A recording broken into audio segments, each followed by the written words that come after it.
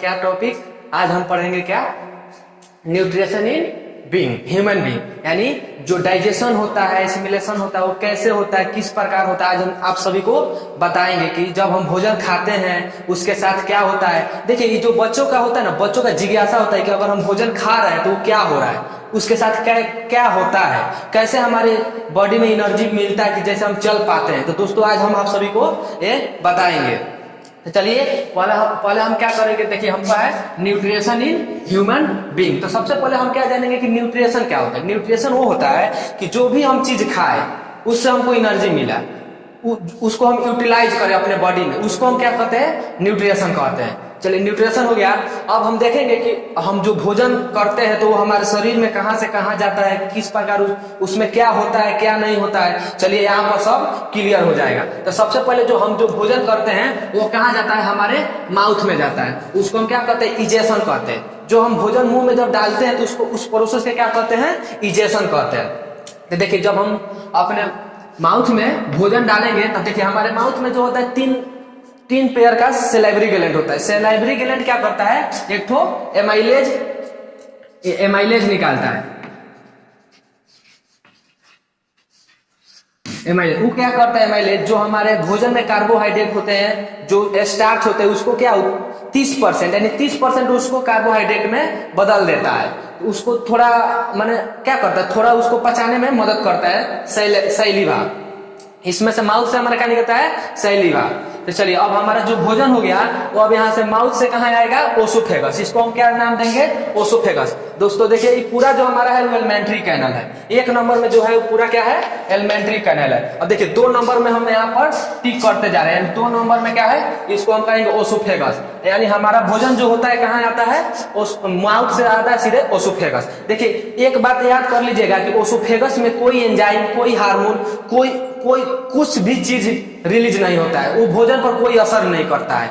वो एक सिर्फ डक्ट है, सिर्फ वो एक पैसेज है कि भोजन हमारा मुंह से गया, मुंह से कहाँ चला जाएगा, सीधे एसोफेगस के माध्यम से स्टोमक में चला जाएगा। वो सिर्फ एक पैसेज है। तो यहाँ पर जो पैसेज, जैसे मानिए हम भोजन यहाँ पर खा लिए, तो अगर बच्चा को उत्सुक होगा कि अगर 21 इसमें जरूर कोई कंपन होता होगा तब ना भोजन हमारे अंदर जाएगा, हमारे स्टोमक में जाएगा। तो उस कंपन को हम क्या कहते हैं, पेरिस्टाल्टिक मूवमेंट कहते हैं। इस कंपन, इसमें जो कंपन होता है उसको हम कहते हैं पेरिस्टाल्टिक मूवमेंट। पेरिस्टाल्टिक मूवमेंट हम इसमें कहते हैं। देखिए भोजन आया, सबसे पहले हम भोजन के इजेशन प्रोसेस के द्वारा और यहाँ से ओसोफेगस में आया। अब ओसोफेगस से हमारा भोजन कहाँ आ जाएगा, सीधे आ जाएगा स्टोमक में। कहाँ आ जाएगा, स्टोमक में। देखिए स्टोमक को हम गैस्ट्रेटरी ग्लैंड भी कहते हैं, यानी गैस, जैसे देखते हैं कि किसी का खाने के बाद पेट दर्द करने लगता है, वो क्या होता है, उसमें गैस हो जाता है, उसमें एसिडिटी की मात्रा ज्यादा बढ़ जाती है। तो दोस्तों चलिए देखिए इसको हम क्या कहते हैं, एक ठो गैस्ट्रेटरी ग्लैंड भी कहते हैं। देखिए इसमें क्या होता है, हमारे स्टोमक में 3 प्रकार के एंजाइम रिलीज होते हैं। देखिए पेप्सिन हो गया, एचसीएल हो गया और म्यूकस हो गया। देखिए पेप्सिन क्या करता है, पेप्सिन जो होता है प्रोटीन को एमिनो एसिड में बदल देता है, यानी प्रोटीन को थोड़ा वो बहुत ही मात्रा में नहीं पचा पाता है, लेकिन कुछ उसको पचाने में मदद करता है। यानी पेप्सिन जो होता है एमिनो एसिड में प्रोटीन को बदल देता है। एचसीएल क्या करता है, एचसीएल यानी हाइड्रोक्लोरिक एसिड, एसिडिक है।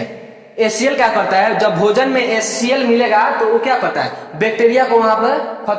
तो देखिए क्या होता है, एचसीएल हाइड्रोक्लोरिक एसिड हम जैसे बताए हैं, वो क्या करता है, हमारे भोजन को एसिडिफाई कर देता है, यानी भोजन को पचने में क्या करता है, मदद करता है। तो चलिए हो गया एचसीएल। देखिए म्यूकस क्या होता है, आपको भी जहन में आता होगा म्यूकस क्या है, हमारे स्टोमक में रिलीज क्यों होता है, इसका क्या काम है। तो देखिए हम शुरू से ही जानते हैं कि एसिड क्या करता है, एसिड का जो नेचर होता है वो क्या होता है, कोरेटिव नेचर होता है, यानी डिस्ट्रॉय। जहां भी हम एसिड को अगर छिड़क देते हैं वो क्या करता है, वो उस उतना दूर को क्या करता है, सड़ा देता है, गला देता है, यानी खराब कर देता है। तो अगर हमारे भी स्टोमक में, समझिए अगर हमारे भी स्टोमक में ज्यादा एसिड की मात्रा हो जाएगा तो वो क्या करता है, हमारे जो स्टोमक का वाल होगा, ये जो वाल होगा उसको क्या करेगा, वो डिस्ट्रॉय करेगा। इसीलिए ये म्यूकस जो है, म्यूकस क्या करता है, इस पर एक लेयर बना देता है जिसको एसिडिफाई यानी कोरोजन होने से इसको रोकता है, यानी प्रोटेक्ट करता है। तो ये म्यूकस का काम हो गया। देखिए अब हमारा भोजन जो यहाँ से निकलेगा, यहाँ से आ जाएगा, यहाँ से। अब यहाँ से जो देखिए ये स्मॉल इंटेस्टाइन का ही पार्ट है। स्मॉल इंटेस्टाइन का बेसिकली 3 पार्ट होता है। इसको हम कहते हैं ड्यूडेनम, इसको कहते हैं जिजेनम, और लास्ट वाला कहते हैं क्या हम इलम कहते हैं। इलम यानी समझ लीजिए एक बार और कि स्मॉल इंटेस्टाइन का 3 पार्ट होता है। इसको ड्यूडेनम कहते हैं, इसको जिजेनम कहते हैं, और इसको क्या कहते हैं इलम कहते हैं। तो देखिए जब हमारा भोजन स्टोमक से जब निकला तो कहाँ आएगा, ड्यूडेनम में आ जाएगा, ड्यूडेनम। और यहाँ पर देखिए तो सबसे पहले क्या है, लीवर है, लीवर। चलिए 4 नंबर इसको हम इंडिकेट कर देते हैं, क्या है, लीवर है। ई है बॉल ग्लैडर, बॉल ग्लैडर। देखिए लीवर क्या करता है, लीवर हमारे शरीर के अंदर बाइल जूस का निर्माण करता है।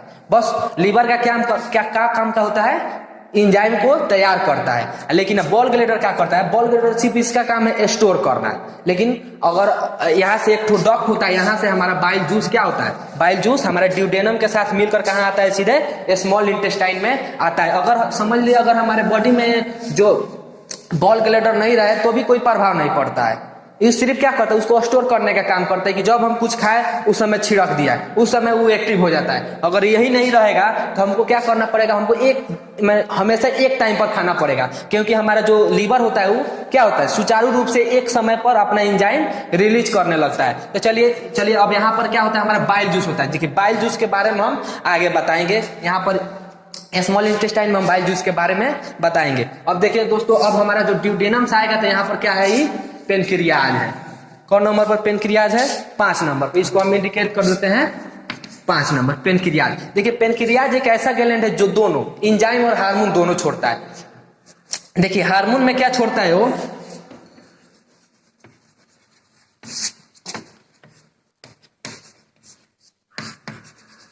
देखिए हार्मोन में इंसुलिन छोड़ता है और एंजाइम में 3 प्रकार के एंजाइम छोड़ता है, जैसे हो गया ट्राइप्सिन, लाइपेज और पेनक्रियाटिक एमाइलेज। तो चलिए हम सबसे पहले समझते हैं इंसुलिन क्या होता है। दोस्तों हम देखते हैं कि बहुत जो आदमी का उम्र हो जाता है उसका क्या चीज का शिकार हो जाता है, चीनी का शिकार हो जाता है। यही देखिए जो इंसुलिन हार्मोन होता है वो क्या करता है, चीनी को जैसे ज्यादा चीनी हो गया तो चीनी पर वो असरदार होता है, उसको कम करता है, यानी मदद करता है।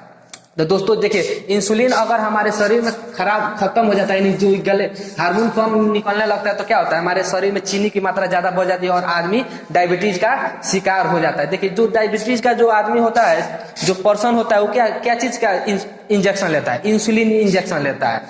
चलिए अब देखिए अब अब जो देखिए ये भी जो जितना एंजाइम रिलीज करेगा वो कहाँ रिलीज करेगा, इस पैसेज के द्वारा, जेजुनम के द्वारा कहाँ आएगा, इलम में आएगा। अब हमारा सीधे भोजन यहाँ से आया कहाँ, स्मॉल इंटेस्टाइन में। और ये बात समझ लीजिए कि स्मॉल इंटेस्टाइन में ही पूरा डाइजेशन होता है, तो ये पूरा स्मॉल इंटेस्टाइन में ही डाइजेशन होता है। तो देखिए यहाँ से आया क्या, हमारा बाइल जूस। तो सबसे पहले आपके दिमाग में आ रहा होगा कि बाइल जूस क्या करता है। देखिए बाइल जूस करता है क्या, कि फैट को पचाने में मदद करता है, यानी जो खाते हैं भोजन के साथ फैट, वो क्या होता है, बहुत ही बड़ा मात्रा में होता है, उसको क्या करता है, छोटे मात्रा में तोड़ देता है। बाइल जूस का काम क्या है, बस एबल टू डाइजेस्ट फैट बनाता है।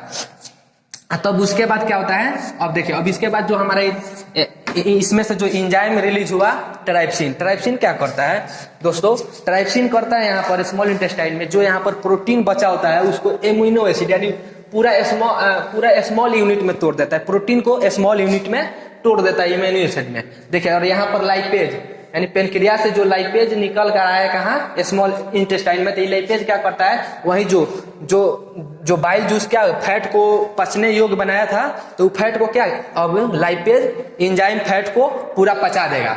अब देखिए अब पेनक्रियाटिक एमाइलेज क्या करता है, जो कार्बोहाइड्रेट है, कार्बोहाइड्रेट का छोटा सा भाग टूटा था उसको वो पूर्ण रूप से तोड़ देगा और क्या एनर्जी में तो कन्वर्ट नहीं करेगा, नहीं एनर्जी। अब यहाँ पर पूर्ण रूप से भोजन डाइजेस्ट हो गया। तो देखिए स्मॉल इंटेस्टाइन में एक ठो भिलाई भी पाया जाता है, भिलाई, यहाँ इसमें एक ठो भिलाई पाया जाता है।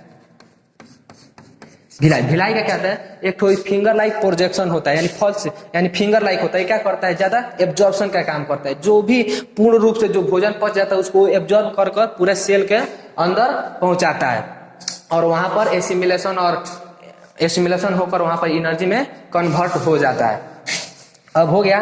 अब देखिए दोस्तों, अब जो हमारा जो अनडाइजेस्टेड फूड है वो कहाँ आ जाएगा, लार्ज इंटेस्टाइन में आ जाएगा। लार्ज इंटेस्टाइन में क्या होता है, एब्जॉर्प्शन का काम होता है, क्या चीज बेसिकली एब्जॉर्ब होता है, वाटर एब्जॉर्ब होता है, और वहां से वाटर कहाँ चला जाता है, अब यहाँ से आएगा, यहाँ पर हो गया रेक्टम, यहाँ पर हो गया अनस, यहाँ पर हमारा कुछ जो अनडाइजेस्टेड मटेरियल कुछ देर रुकेगा और टाइम टू टाइम यहाँ से अनस से बाहर हो जाएगा। तो इस तरह दोस्तों हमारा डाइजेशन इन ह्यूमन समाप्त हुआ। धन्यवाद।